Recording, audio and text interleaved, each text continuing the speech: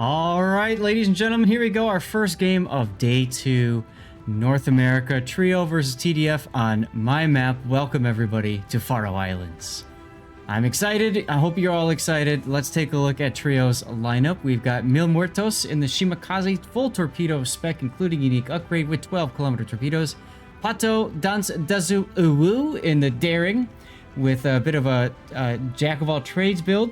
We got Aldo 479 in Z42 with gun build. Chaos 1313 in a Moskva with unique upgrade. Japan Drift in the Des Moines, also unique upgrade. Comet in Napoli with secondary build. And Sinan Black with Hapafather's favorite ship in the game, the Plymouth. Plymouth, of course, famous because it runs radar, smoke, and dies. Malprez in the Montana with a sniper quick scope setup, and Shigure Tears in the Kremlin with the full tank build you would expect from a Kremlin. Very, very much a tank build, even with vigilance over there. That's right. What do we got for TDF? All right, let's have a look at the TDF lineup. We've got the same 2-4-3 setup here. So we've got headed to the south. We've got Sideshow's Daring. Relatively standard build there. Nothing that really leaps out as being odd. Exterminator's Gdansk. Okay, a little bit leaning into the guns a little bit with the 3-point skill. 5420's Napoli, like we have been seeing with Napoli. Lot of leaning on the secondaries when possible. Gelman's Moskva headed here towards mid, wearing top grade gunner and unique upgrade. On his left, Engineer 85's Des Moines, also running unique along with heavy AP shells. Like to see that on Des Moines. Love that skill on Des Moines. Spartans Vermont. And yeah, that's a pretty typical kind of Vermont build. I'm not used to seeing. A little odd to see maybe that 3-point AA skill, Zaf. I'm curious as to the value of some of those skills in that right-hand column in a match like this. I got nothing on that one. Me neither. Wicked Little Witch is Montana. Very much a survivability build here, running the slot 5 unique upgrade along with basics of survivability and fire prevention. Fronted by RR San Martin. Again, top grade gunner. A little bit on torpedo reload there. And then Blue Monkey's gearing. Dazzle, Zach. Look at that. Yep. And some smoke. It's running smoke mod along with unique upgrade. Right. So most gearing players in COTS will trade out, will run Swift and Silence instead of Dazzle. But Blue Monkey chooses Dazzle instead. Interesting. So early deployments, we've got kind of 3 ships going to mid. We can see Trio making a play for B already. Both teams already onto their home cap and moving forward. And then, of course, Trio also ducking the Shimakaze right into the A cap. I'm going to be very curious to see how this Plymouth gearing engagement works, but it looks like Blue Monkey is not really interested in moving up there quite yet. Yep, and reminders for everybody, Marcel Grozovoy were banned in this match. A little surprised to see all this radar defending the B cap, Zaf, and none of it being used. Yeah, like... I'm highly confused by this decision right now. Well, I mean, who can realistically shoot into B? Montana and Vermont. From those positions, no, they can't. But that's the thing. The Des Moines position in particular feels very... I mean, the Moscow position I like. This is fine. He can take shots and as the Daring takes a big hit. Yeah, caught on radar by the Gdansk. Yep. I think that was the Napoli that slapped him around a little bit. So the Moscow position here, Gelman's position I like. I am baffled by Engineer's position when he could move up around this corner a little bit and had shots into the cap and prevented Aldo's cap. But here we are early on. Quick cap advantage going to Trio as TDF now stepping onto A, trying to say no thank you. Yeah, when we were covering this map today on EU, we typically just saw one radar cruiser each side, one Soviet radar cruiser, and that was it. So Moskva, Stalingrad, whatever. Rarely did we see a Des Moines post up in these positions in the mid until they needed to flex away from the A islands. Des Moines radar going up here at A, coming up empty, but now Sinan's Plymouth radar going out, getting good eyes on Blue Monkey's gearing as the Des Moines shells start to come in. Sinan himself basically saying, nope, bow turrets only. He's going to hang back towards and stay behind his island. All kinds of shells coming in from Monkey, already at half HP. Yep.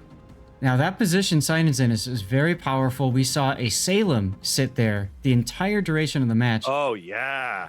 and he made the enemy work for it. Eventually died, using up all of his heals.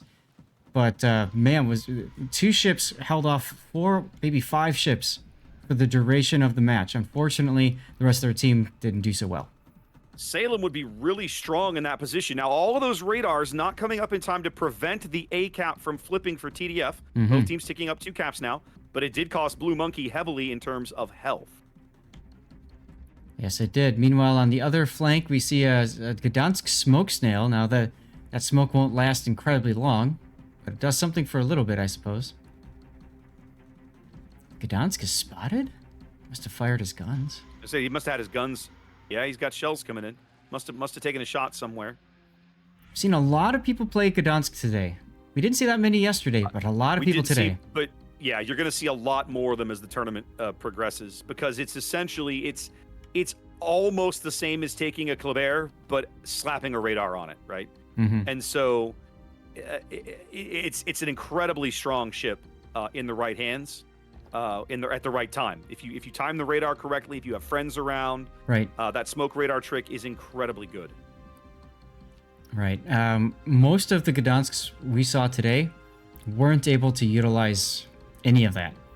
And I think that's one of those ships where teams are just going to have to learn the hard way through experience how to use that ship. Yep. Or simply choose not to if they can't figure it out.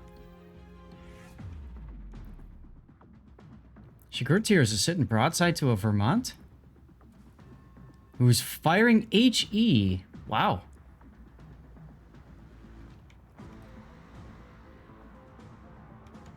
Looks like he's down here looking for shots on the Napoli. Yes. There goes the salvo.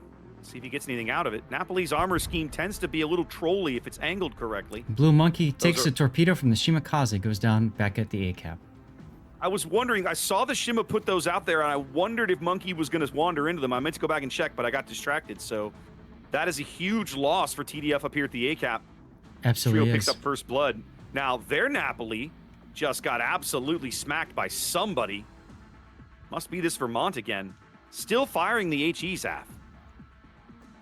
I mean, I guess you don't need to think about it. I suppose, I don't know what to tell you there. I guess you figure when you got all these flame-throwing ships around, just adding the 18 inches of HE just makes it just that much more potent, I suppose. I'm not sure precisely. But now TDF's going to have their work cut out for them at the A cap, trying to keep Mil Muertos' Shimakaze off the cap. They're moving Witch's Montana in. I presume they're going to try and push the Montana in right here on this little island spit on the northwestern corner of the cap. Yeah. I've seen some early other games where people have tried to own this position as well. Did you see any of that on EU today? You're talking about like Charlie 3? Yeah, like Charlie 3 or it's opposite. Yeah, like it's opposite number over here. Yeah, we watched on which team you're talking about. We watched a Worcester and a Yu Yang and some other destroyer, Z42, all in that corner. Worcester got taken down to 500 and change hit points and lived. That's the same game that Salem just got farmed out. The Worcester just kept lobbing shell after shell after shell. Yeah. It was wild. Which turns but has not cut the throttle yet, or maybe she sped up a little bit. Looks like torpedoes up north are going to be no big deal, but the turn is going to cost a ton of HP.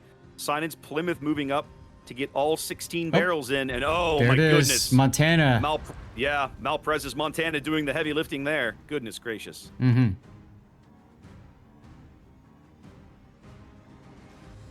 Down 2 ships, but still even on caps as we're getting close to the halfway mark of the game.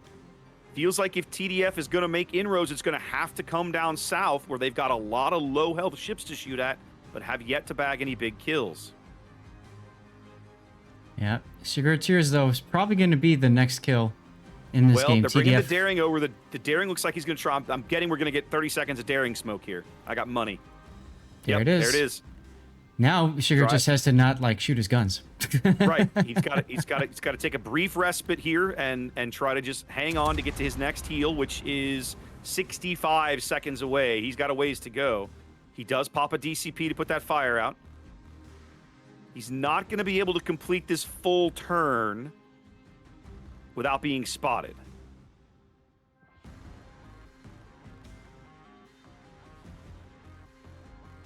$250-point lead-ish.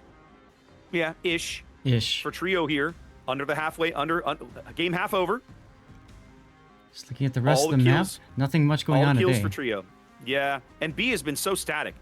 The Moskva, now they've moved Engineers Des Moines up, I think, to try and help keep control. They're using him to help control of the ACAP.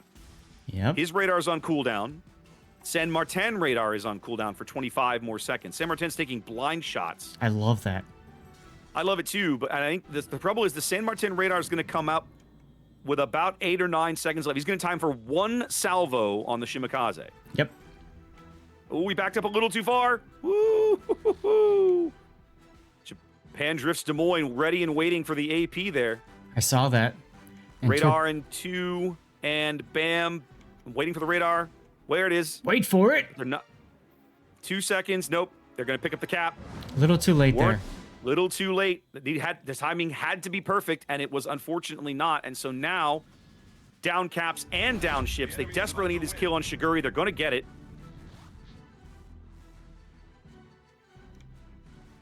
Oh, we got to a heal.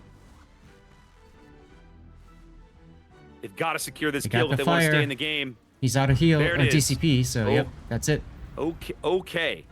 So they've clawed back a kill now, but now they'll never get back into A. They just don't have the control or the ship pieces available. Yeah. They need to make a play for B. D is a long way off. I think the play is going to come here at B with the Moskva Vermont push. They also have to not lose their Napoli. 50 for a 20 is about to beach broadside. You can see all the shells coming in. And he's going to smoke now. Yep. He's got 40 seconds of smoke to try to get out of there. Just got to exercise that fire discipline. That's not right. fire his guns. He should be fine. He's got a DCP available. Gelman's Moskva takes a torpedo, pushing towards B. And there's his radar. I have to believe Trio's going to drive Malprez's Montana around the corner and just punch this Des Moines in the nose, but right now it's not happening.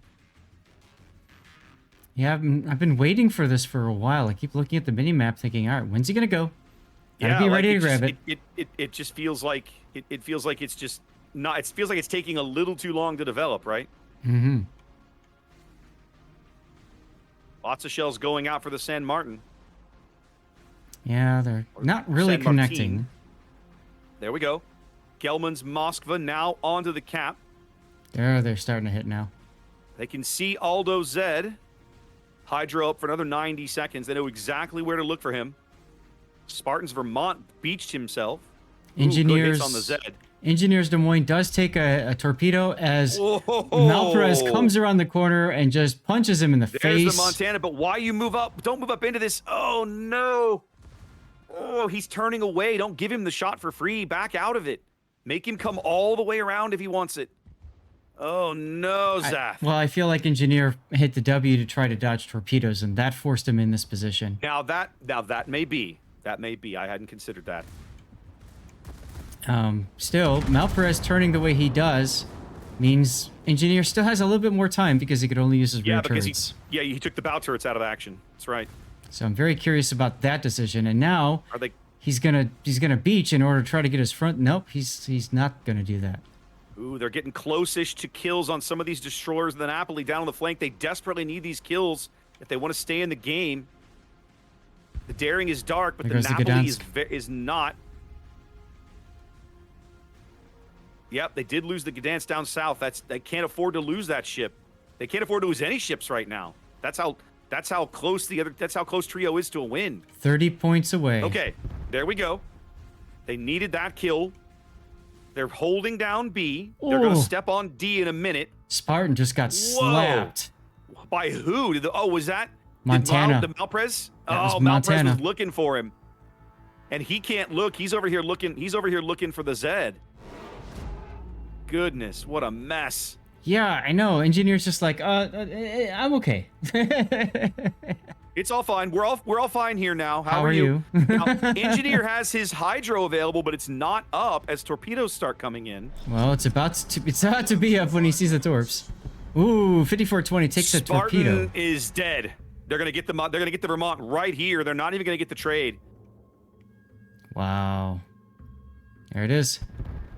Vermont is 5 not seconds. built to charge. Yeah, I was say Vermont is not built to charge destroyers like that. Goodness gracious. What a game. I feel like TDF had a couple of paths back in. I also feel like Trio had a couple of moments where they probably could have just closed out the deal up north and were maybe a little too tentative, but they still played well enough for a win. Yep. Well, there's our first game for the day.